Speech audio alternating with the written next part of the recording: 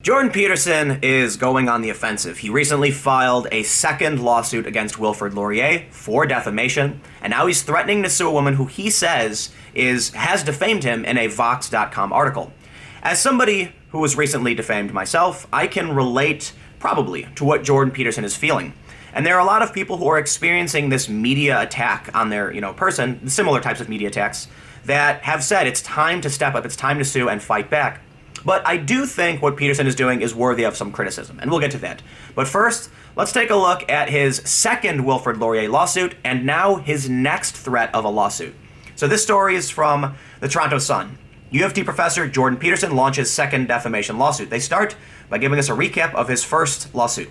University of Toronto professor Jordan Peterson launched a $1.5 million defamation suit in June against Sir Wilfrid Laurier, two of its professors, and a former staffer for suggesting in a secretly taped meeting he was analogous to Adolf Hitler. They really did that. They really did that. So we'll move on to the next story. The new lawsuit asserts the defendants accused Peterson of muzzling free speech on gender identity without a shred of evidence for that further defamation, and in order to make malicious, false allegations against him. They say, ironically, Peter said he launched his first lawsuit to prevent universities from gagging free speech by those who didn't conform to their radical leftist and identity politics, his new lawsuit alleged. Peterson expressed hope that his lawsuit, along with Shepard's lawsuit, would end that reality on many university campuses, the lawsuit alleged. In a statement of defense filed 2 weeks ago, the university and three defendants deny they defamed Peterson and suggest the U of T prof consented to and profited from Shepard's release of the controversial audio recording. Now, I'm going to stop here and just point out, Shepard did not release the audio. That's a fact check on you guys, Toronto Sun. One of the reporters from, I can't remember the name of the outlet, I think it was the Globe and Mail or something of that like that. But the reporter who released it did confirm on Twitter to Shepard, and I have that in my video from September 1st, I believe. You can check that out. So this is an incorrect statement. Shepard did not publish it. Lawyers Alexander Pettengill and Sean Murtha, representing Laurier and its former manager Audrey Joel, claim Peterson authorized, consented, and or knowingly acquiesced to Shepard posting the recording of the impugned words to YouTube. It's factually incorrect. Peterson's lawyer Howard Levitt sharply criticized that allegation that Peterson's star rose since the slanderous tape, suggesting he was advantaged by this inaccurate and comparable to asserting those who survived the Holocaust should be grateful. Okay, suggesting he was advantaged by this is inaccurate and comparable to asserting those who survived the Holocaust should be grateful to their oppressors for teaching them survival skills, he said. I'm going to just stop right there and say I believe that was a completely unnecessary statement to put in the lawsuit and would probably only disservice Professor Peterson because that's a little extreme. I don't think I don't think you need to go there. Peterson's suit cited 14 defamatory statements spoken, including a comparison of Peterson's comments to a speech by Adolf Hitler. I think maybe that's why they went there. They're trying to say, like, look, you're going to call him Hitler, they're going to play a similar game. I don't want to assert as to why they did it, but, a lot of these things can often be, honestly, can be very silly. There's an inescapable irony in the fact the university, after having admitted that the conduct of the individual defendants was entirely improper, have responded to being sued for that admitted misconduct by not only justifying its actions, but claiming the slanderous comments were truthful, stated Levitt. Peterson is seeking $500,000 for defamation, $500,000 for injurious falsehood, and $500,000 in punitive damages. None of the allegations have been proven. This is an interesting article because it does seem, in a lot of circumstances as this, it's really hard to prove allegations. Even in the court, they don't necessarily prove things. They decide whether or not it's more reasonable to assume something were to have been the case, and that Peterson has suffered damages. So this article is factually incorrect in a couple areas, but for the most part, I think it's interesting to see that Peterson is doing this. But we have another story because Jordan Peterson is threatening a second lawsuit. Now, the only source that I could actually find for this, and this could be due to my lack of sleep and being on a panel, and so forgive me. But it does talk about it, and we do see the letter that Peterson or his lawyer has sent to this woman. So this is from The Cut, and it says, exclusive, Jordan Peterson threatened to sue a critic for calling him a misogynist. Now that is a rather oversimplification and maybe a misrepresentation of exactly what happened, but I do have the letter with the exact claims. But let's see what The Cut has to say about this. Well, they do say best-selling author, so there is a compliment there, although it is a factually true statement. Best-selling author Jordan Peterson first shot to fame by styling himself as a free speech warrior, University of Toronto, where he teaches psychology. I love that they said free speech warrior, because now it's like the inversion of social justice warrior, I suppose. Objecting to trans people's requests that he use their preferred pronouns. Peter said in 2016, "I don't recognize another person's right to determine what pronouns I use to address them." Now, I want to stop here and do a little fact check. I believe that is a biased interpretation of Jordan Peterson's approach to, I believe his main concern was the government compulsion of his speech. There have been interviews with him, and I may be incorrect in this, but I believe this to be true, where he said he absolutely would use a trans person's preferred pronoun out of respect for them. His concern is with the government requiring you, compelling you to commit an act of speech. So often many people mischaracterize Jordan Peterson as being transphobic or anti-trans, and I believe that's actually untrue. Because I believe he did a television debate, not necessarily a debate between Theron Meyer and him, but Theron Meyer is a trans woman, and it's my understanding that he said absolutely would use the pronoun she if that's what she wanted. His concern is more about government regulation, government compulsion. I could be wrong. That's not something I have pulled up, but I just wanted to point that out as I read through the story. Later, he told the BBC, "I've studied authoritarianism for a very long time, for 40 years, and they're started by people's attempts to control the ideological and linguistic territory. But Peterson's affection for unbounded linguistic territory only goes so far. It seems in June he threatened to sue Down Girl author and Cornell University assistant professor Kate Mann for defamation after she criticized his book 12 Rules for Life, and more generally called his work misogynistic in an interview with Vox. Peterson filed a lawsuit against a university whose faculty members, in a closed-door meeting, argued that showing his videos in a classroom created an unsafe environment for students. In letters to Mann, Cornell, and Vox, Peterson's lawyer, Howard Levitt, demanded that all three parties immediately retract all of Professor Mann's defamatory statements, have them immediately removed from the internet, and issue an apology in the same form to Mr. Peterson. Otherwise, our client will take all the steps necessary to protect his professional reputation, including, but not limited to, initiating legal proceedings against all of your damages. So, I first saw this story on Facebook, actually, because there are some people on the left and some feminists who were saying that Jordan Peterson, the free speech, a warrior or whatever, is suing a woman because she called him a misogynist. I believe that is an oversimplification, and it's a bit more nuanced. I will say right now, in the United States, you can't sue someone for defamation if they call you a misogynist, because that's actually an opinion, not a statement of fact. I've been dealing with this for a while because, as many of you probably know, I dealt with a case, not necessarily a case, but I dealt with an issue with the Southern Poverty Law Center, where they had referred to me as alt-right, and that is arguably an opinion. However, there were some other statements in there, such as they claimed I attended a Holocaust deniers conference, which I never did, and that is a false statement of fact. So when someone says person A did this thing, they have made a statement of fact. If someone claims you're racist, well, that's their opinion, and you can't really, that's fine. And there's also different rules in when someone says something about public figures. So there's like anti-slap laws, and it's very complicated. If it's true that Peterson is just suing somebody for calling him a misogynist, yeah, he's probably not going to win. But obviously, there's a bit more nuance to that, and people who are biased against Jordan Peterson, of which there are many, are probably going to frame it in such a way that it trivializes what Jordan Peterson is actually doing. So what I want to do now is I want to read a couple of the criticisms here. They say, ironies abound. But one is that Mann, a young, untenured scholar who argues that misogyny isn't about hatred as much as it is about enforcing hierarchies, is being threatened with legal action by an older man who ranks much higher than she does in the professional and cultural pecking order.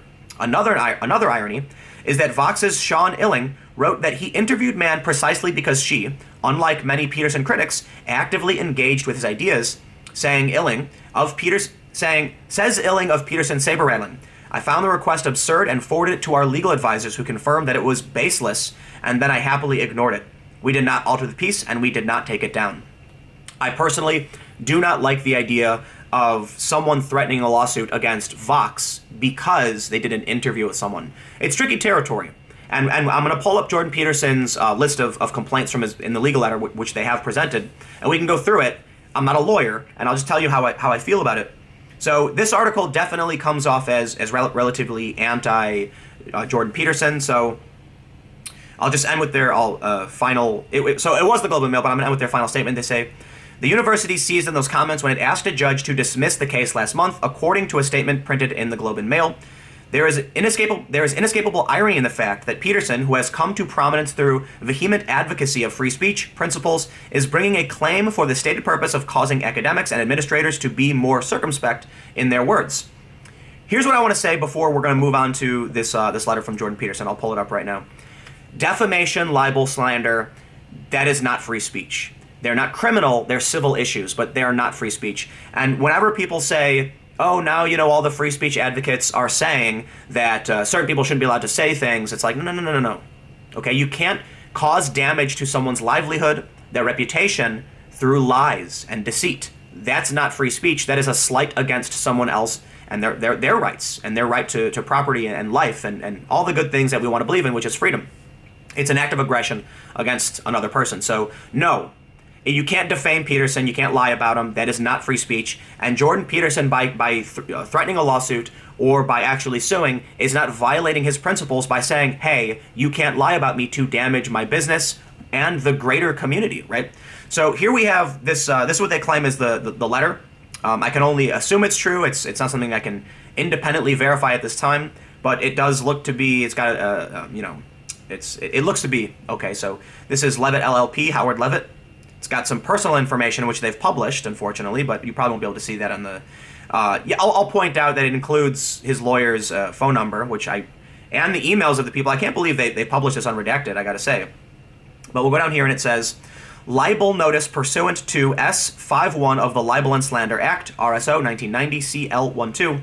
This letter will serve as a notice of action pursuant to that same law regarding the following libelous statements made by Professor Mann on the website Vox.com in respect of Mr. Jordan Peterson on June 6, 2018. The following libelous statements by Professor Mann were published on the website below. Quote, I also think the way Peterson cherry-picked the few more dignified-sounding sentences from the diary of one of the Columbine killers, Eric Harris, was downright dishonest. Unquote. We have the next portion of the letter here, page 2. Quote, I also suspect that for many of Peterson's readers, the sexism on display above is one tool among many to take forceful, domineering moves that are typical of misogyny. Unquote.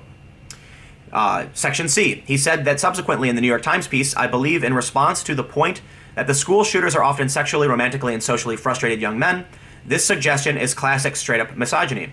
Section D. Peterson measures himself by the size of his celebrity, the idea of winning or dominating others as an end in itself. Section E. Peterson says some really eyebrow-raising, authoritarian-sounding, and even cruel things. The next section, F. Maybe Peterson's client was effectively undermined or even gaslit by her therapist. And the last section, it doesn't seem accidental that his skepticism about objective facts arises when it's conveniently anti-feminist. So they end by saying, please immediately retract all of Professor Mann's defamatory statements, have them immediately removed from the internet, and issue an apology in the same forum to Mr. Peterson. Otherwise, our client will take all steps necessary to protect his professional reputation, including but not limited to initiating legal proceedings against all of you for damages, including punitive damages based upon the international reach and permanent circulation of internet publication. If legal proceedings are initiated, this action will be against Vox Media, Professor Mann, and Mr. Illing, as well as Cornell University, which is vicariously liable for Professor Mann's defamatory statements. As the Supreme Court of Canada has made clear, liability can be imputed to employers due to damages caused by their employees and or officers. And then they link some precedent there. Signed. So I want to point out a few things. I don't know how this will work in Canada, but it seems to me that this looks like several opinions of an individual. So we'll start with the first letter. It says, I think the way Peterson cherry-picked a few of the more dignified-sounding sentences. Well, so right away, she's saying, I think it's dishonest, right? This is not a statement of fact. However, she does say that he cherry-picked a few more of the dignified-sounding sentences. Not a lawyer, have no idea, but to me, it all does sound like opinion. So I guess I want to point out one final thought before we wrap this up. I gotta criticize Peterson for this particular lawsuit. Wilfrid Laurier can understand it's an academic institution. They have made statements. They have, connected with certain people. And as far as it pertains to the U.S. and how we protect free speech, I personally don't think this would work in the U.S. I don't think he'll be able to go after Vox or Mr. Illing, the journalist who did the interview. These are many statements made by Professor Mann. this may be different in Canada, so he may actually have a case. But I do think we have to be careful because Jordan Peterson is an advocate for free speech. And it's important to point out that his free speech as a principle is rooted in a Canadian perspective, which may be different from a U.S. perspective. In the U.S., we actually do allow people to have negative opinions about other people. Some places you can't do that, right? So I don't know how it would work in the UK, but I believe you have to prove someone is such a thing. I don't know if that pertains to opinions, like calling someone a misogynist. In the US, if someone says I am a far-right reactionary or whatever, that is not defamation. I cannot sue for that. And a lot of people have brought up this alternative influencer network saying, Tim, you should sue them for slander and libel. There are some false statements there that I could, and there are potential damages that I'm looking at. But it's important that we point out in this particular case with Jordan Peterson, I think it's fair to criticize him for threatening a suit against someone for having a negative view of him. I know there's probably going to be a lot of people who say, yes, but he has to do something because the defamation will keep happening. Unfortunately, as it pertains to the U.S. and our defense of free speech, we have a double-edged sword. And that means people can willfully misrepresent you. They can, absolutely, because it's an opinion. She might not really believe that Jordan Peterson is a misogynist. She can still say he is, and it's protected. Maybe it shouldn't be. I don't know. I'm not the smartest person in the world. I think it's interesting to see that there's going to be a lot of people, I believe a lot more people stepping up and going after those who post these types of things about them. But for now, all I can say is it is what it is. So we'll see what happens. It looks like they're going to be ignoring this threat of a lawsuit. It's just being published in the past few days, but I don't know if this will actually go anywhere. Wilfrid Laurier's second lawsuit might actually see the light of day. It's probably going to go somewhere because that's a much more complicated circumstance, and Jordan Peterson probably has more grounds in that regard. So let me know what you think in the comments below. Do you disagree with me? Do you think this is a totally warranted suit against an individual? I think I have learned the hard lesson that often you can't sue for defamation in situations like this. Canada's probably different. So you guys comment below, let me know what you think. Do you think it's justified? Do you think even if in the US we typically don't allow suits for this type of defamation, should we actually allow that? Should we step things up? It's a big conversation around what is and isn't free speech, so let me know what you think. You can follow me on Twitter at TimCast. Stay tuned. New videos every day at 4 p.m. on my main channel, and new videos coming up on my second channel, youtube.com/TimCastNews, starting at 6 p.m. You may have noticed this is shot more in the style of my second channel, if you're familiar, and I'm probably going to do that more often simply because I've received an overwhelming response from people who told me they much prefer me not to edit and to just do everything in a straight flow, like just talk and let it go as long as it needs to. So perhaps that's what I'll do. I don't know. We'll figure it out, and I'll see if this works for everybody. But if not, I'll go back to the more edited style and keep the more straight-through style for my second channel. But at any rate, thanks for hanging out. Thanks for watching. Stay tuned. I'll have more videos up on my second channel starting at 6 p.m., and I'll see you all then.